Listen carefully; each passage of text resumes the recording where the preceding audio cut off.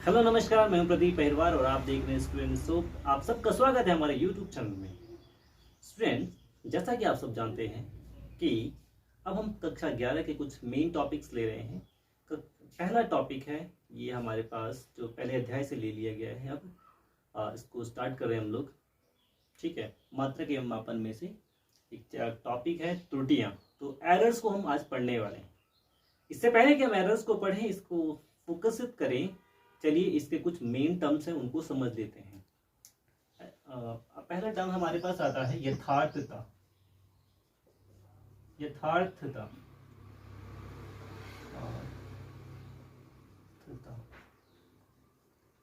यथार्थता को बोलते हैं एक्यूरेसी। अंग्रेजी में कहा जाएगा एक्यूरेसी। किसी राशि का मापित मान उसके वास्तविक मान के कितना निकट है। इसकी परिभाषा कर देना चाहेंगे तो क्या बोलेंगे? किसी राशि का मापित मान उसके वास्तविक मान के कितना निकट है।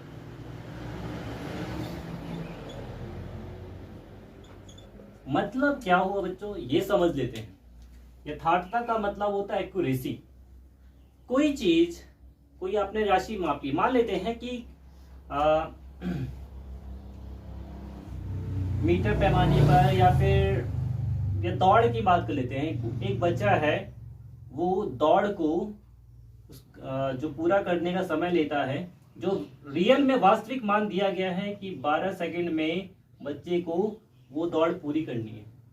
ठीक है, लेकिन जब हम इंस्ट्रूमेंट से अपने माप लेते हैं तो हमारे पास जो रिजल्ट आता है बच्चे के दौड़ने के बाद, तो वो आता है 11.95 सेकंड आ गया, मान लेते हैं। यस, 4-5 सेकंड आ गया।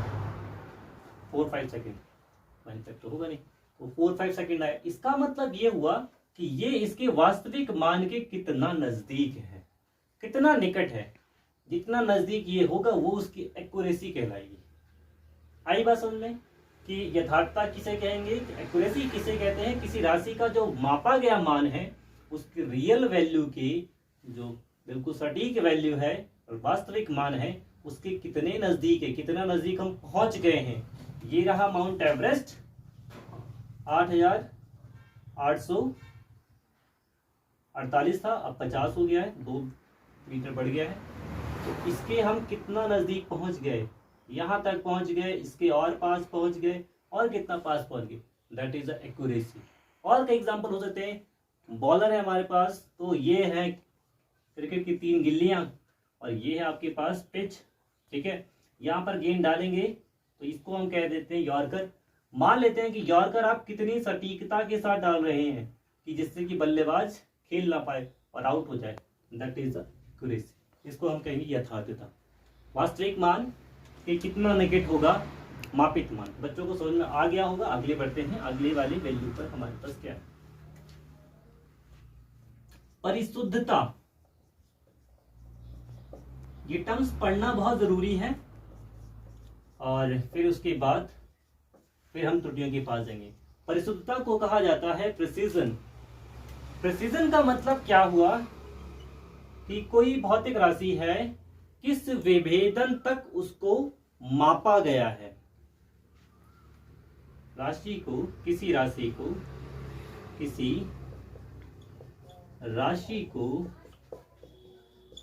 किस विभेदन का मतलब क्या हुआ, रिसॉल्यूशन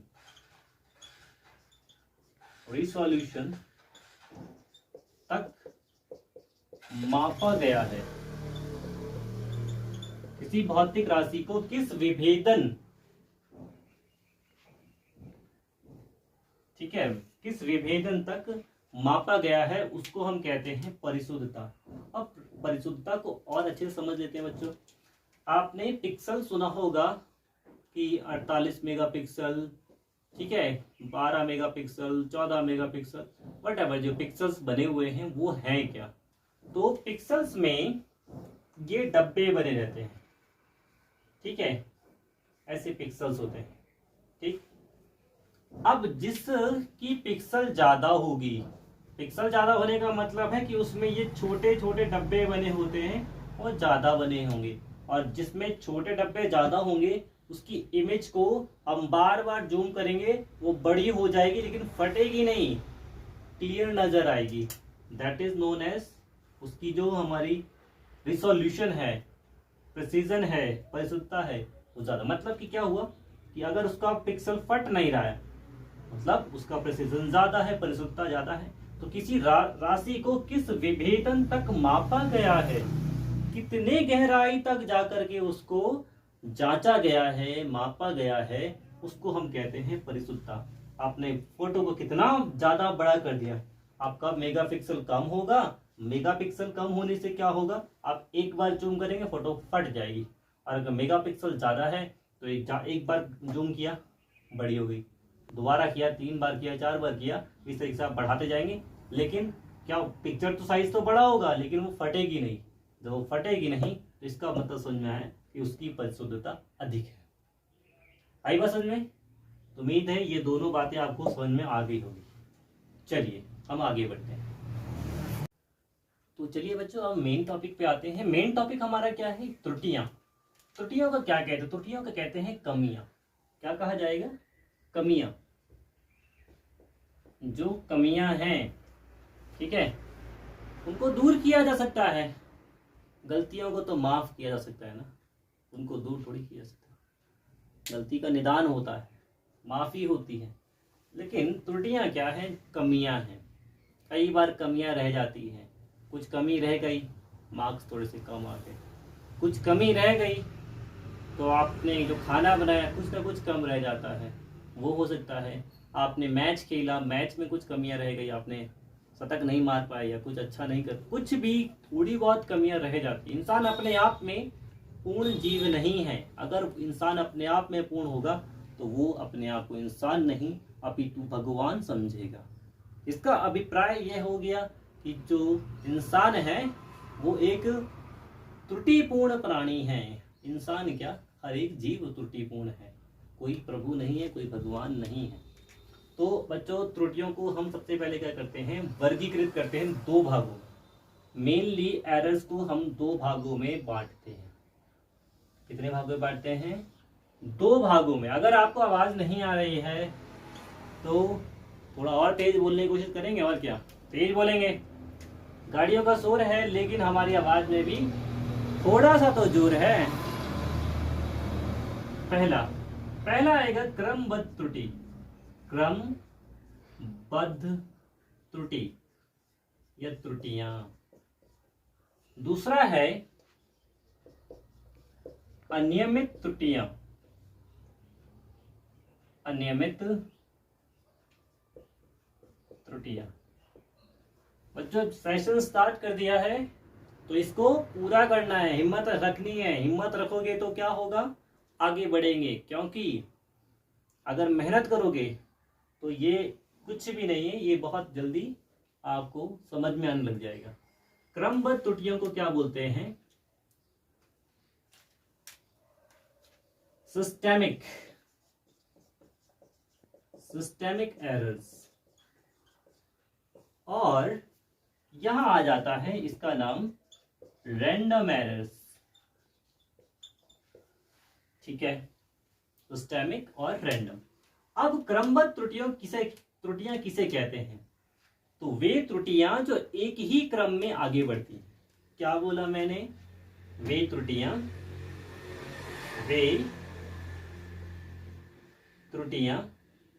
जो एक ही क्रम में आगे बढ़ती हैं। वे सभी त्रुटियां जो एक ही क्रम में आगे बढ़ेंगी उनका नाम हो जाएगा क्रमबद्ध त्रुटियां। उम्मीद है ये समझ में आ गया होगा। अब हमने एक ही क्रम में मतलब क्या हुआ? अगर वो पॉजिटिव डायरेक्शन में जा रही हैं तो पॉजिटिव में ही जाएंगी, अगर वो नेगेटिव डायरेक्शन में जा रही हैं तो नेगेटिव जाएंगी। मतलब ये हो गया कि हम देख रहे हैं कि एक खिलाड़ी जो है एक मैच में एक ही शॉट खेल करके लगातार आउट हो जा रहा है, तो उसको बोलेंगे क्रमबद्ध त्रुटियां कर रहा है वो। ठीक है, एक ही शॉट खेल करके लगातार आउट होते जा रहा है। कभी कुछ भी, कोई भी गेंद हो सकती है, क्या आप उस गेंद को ना खेल पाते हो, पुल खेलते हुए, कुछ आपको कट लगाते हुए, या यॉर्कर में, इस तरह के कई सारे गेम हो सकते हैं। तो अगर वो एक ही शॉट खेलते हुए लगातार आउट हो रहा है, दैट मीन्स वो क्या कर रहा है, वो क्रमबद्ध त्रुटियां कर रहा है। It is doing the systemic error, right. So now move forward and take a look. अब हम क्या करेंगे, क्रमबद्ध त्रुटियों को भी 3 वर्गों में बांट देंगे, ठीक है।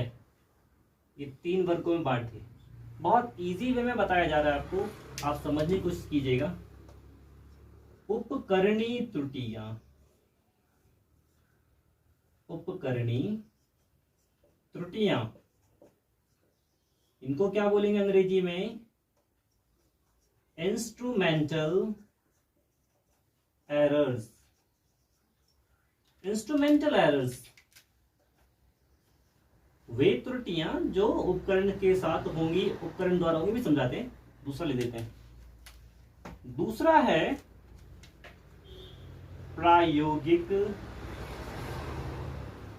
तकनीक। प्रायोगिक तकनीक में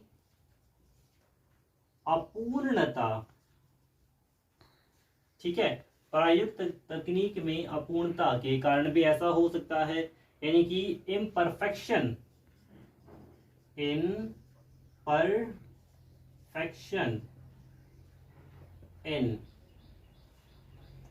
एक्सपेरिमेंटल टेक्निक। एक्सपेरिमेंटल टेक्निक में कमियां, कुछ कमी रह जाती है, क्योंकि इंसान अपने आप में पूर्ण नहीं होता, और वही तो हम पढ़ रहे हैं। लास्ट आता है व्यक्तिगत त्रुटियां। व्यक्तिगत त्रुटियां, व्यक्तिगत त्रुटियां किसे कहेंगे, इंडिविजुअल एरर्स, त्रुटियां लिख दिया मैंने। तो बच्चों समझते हैं त्रुटियां किसे कहते हैं, कमियों को कहते हैं। कमियां क्या कहलाती हैं, त्रुटियां कहलाती हैं। कुछ कमी रह जाए, है ना। कमियों को हमने या त्रुटियों को हमने 2 भागों में बांट दिया, क्रमबद्ध त्रुटियां और दूसरा अनियमित त्रुटियां। क्रमबद्ध त्रुटियां वे त्रुटियां हैं जो एक ही क्रम में, वे त्रुटियां जो एक ही क्रम में आगे बढ़ती हैं, ठीक है। और अनियमित त्रुटियां क्या होती हैं, अनियमित का मतलब क्या होता है, मैंने कहा अगर बल्लेबाज एक ही जैसा शॉट खेलते हुए लगातार आउट हो रहा है, then he is doing the systemic error, क्रमबद्ध त्रुटियां कर रहा है। लेकिन कभी कट मार के आउट हो जाता है, कभी पुल खेलता है तो आउट हो जाता है, कभी स्ट्रेट ड्राइव करता है तब आउट हो जाता है, यानी कि अलग अलग वे में खेलता है और उसके आउट होने के चांसेस ज्यादा हैं या आउट हो जाता है, देन वो अनियमित त्रुटियां कर रहा है, रैंडम एरर्स कर रहा है। मतलब वे त्रुटियां जो अज्ञात कारणों से होती हैं। क्या बोला मैंने, वे त्रुटियां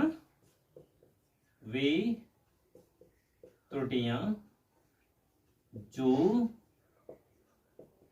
अज्ञात कारणों से होती हैं। पता नहीं कौन से कारण है। मान लेते हैं कि हम कोई वैल्यूज निकाल रहे हैं, ठीक है, किस चीज का, या फिर ओम का नियम, हम आपको पता है ना, ओम का नियम क्या होता है कि किसी चालक का प्रतिरोध, किसी चालक के सिरों के बीच विभवांतर उसमें बहने वाली विद्युत धारा के अनुक्रमानुपाती होता है, परंतु चालक का ताप स्थिर रहना चाहिए, दाब स्थिर रहना चाहिए। तो यानी कि ये ताप दाब में अगर कहीं भी गलती से परिवर्तन हो गया तो हमारी वैल्यूज अलग आ जाएंगी, ठीक है। जैसे कि कई सारी बार हम एक्सपेरिमेंट करते हैं, तापमान में अंतर आ गया, आर्द्रता में, मॉइस्चर में अंतर आ गया, दाब में अंतर आ गया, तो ये अज्ञात कारण है, पता नहीं चलता, लेकिन हमारा रिजल्ट क्या होगा वो बदल जाएगा, तो वो अज्ञात कारण है, ठीक है। मौसम अज्ञात कारण है, पता नहीं आपको ना, तो इसका मतलब अनियमित त्रुटियां वे त्रुटियां हैं जो अज्ञात कारणों से होती। अब इन पर आते हैं उपकरणीय त्रुटियां। उपकरणीय त्रुटियां वे त्रुटियां हैं जो किसी उपकरण से होती हैं। Those errors which are done by the some equipments, some instruments, जो इंस्ट्रूमेंट है इनसे क्या होगा, होंगी। तो वे त्रुटियां जो किससे होती हैं, उपकरणों से होती। यहां पर मैं लिख देता हूं, उपकरणों से होने वाली त्रुटियां।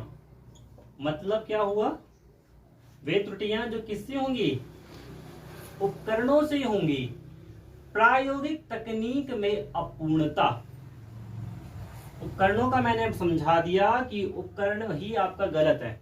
एग्जांपल और देता हूं आपको। मान लेते हैं कि आपके पास थर्मामीटर है। आपको पता होना चाहिए कि थर्मामीटर क्या करता है। थर्मामीटर से हम टेम्परेचर को नापते हैं, सिर्फ शरीर के तापमान को नहीं, पानी के तापमान को भी नापते हैं। यानी कि तापमान नापने के लिए थर्मामीटर का प्रयोग किया जाता है। ठीक, अब मान लेते हैं कि जो थर्मामीटर का जो जीरो है वो परफेक्ट नहीं है।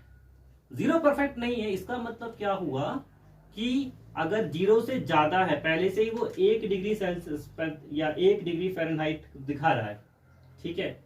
अब जो मुंह के अंदर हम रखें, किसी को बुखार है, उसको उसका टेम्परेचर 99 आना चाहिए था, 99 डिग्री फ़ारेनहाइट आना चाहिए था। लेकिन हुआ क्या कि उसका जो पहले से ही पैमाना बना हुआ है, स्टार्टिंग पॉइंट 1 से स्टार्ट हो रहा है, तो 1 डिग्री सेल्सियस और ऊपर उड़ जाएगा, यानी कि अप हो जाएगा। तो 99 + 1 दैट इज 100 डिग्री फ़ारेनहाइट आएगा। हमें लगेगा भाई क्या है, बुखार ज्यादा तेज है, लेकिन हमें ये नहीं पता कि हमारा उपकरण ही खराब है। आई बात समझ में? तो ये कहलाएगी उपकरणी अशुद्धता या फिर कमियां, त्रुटियां। प्रायोगिक तकनीक में अपूर्णता समझेंगे। प्रायोगिक तकनीक में अपूर्णता का मतलब है तकनीक में कमी के कारण उत्पन्न होने वाली त्रुटि, उत्पन्न होने वाली त्रुटि। मतलब क्या हुआ कि आपने बुखार नापना है, ठीक है। कई बार ऐसा होता है कि डॉक्टर साहब के पास जाते हैं, डॉक्टर साहब बोलते हैं लो बेटा इस थर्मामीटर को अपने जीभ के नीचे रख लो, और आप लोग क्या करते हैं, जीभ के ऊपर रख लेते हैं। जीभ के नीचे का तापमान हमारी बॉडी के भीतर के तापमान के बराबर होता है, जबकि जीभ के ऊपर का तापमान हमारी बाह्य बॉडी के तापमान के बराबर होता है। बाह्य बॉडी जो होगी वो हमेशा ही कम हो उसका तापमान होता है, अंदर की जो भीतर की बॉडी है, हमारी भीतर का तापमान है वो हमेशा अधिक होता है, ठीक है। तो होगा क्या कि आपने जीभ के ऊपर रखा और आपका तापमान क्या आ जाएगा, कम।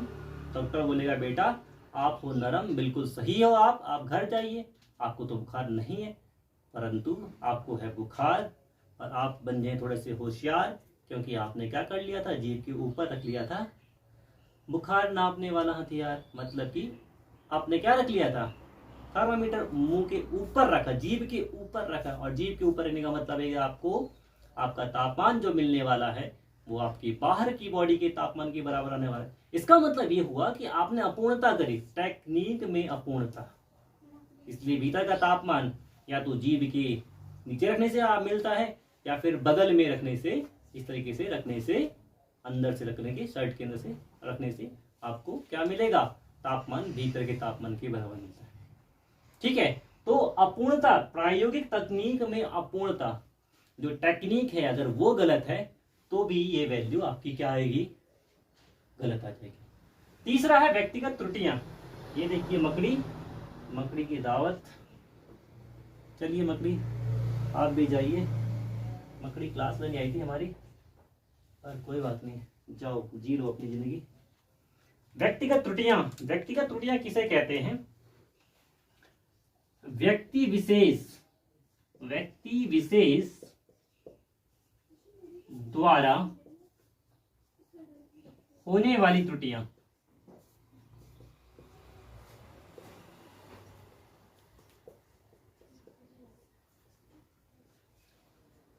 ये तो प्रायोगिक की टेक्निक में ही हो गया, लेकिन किसी को आता ही नहीं है।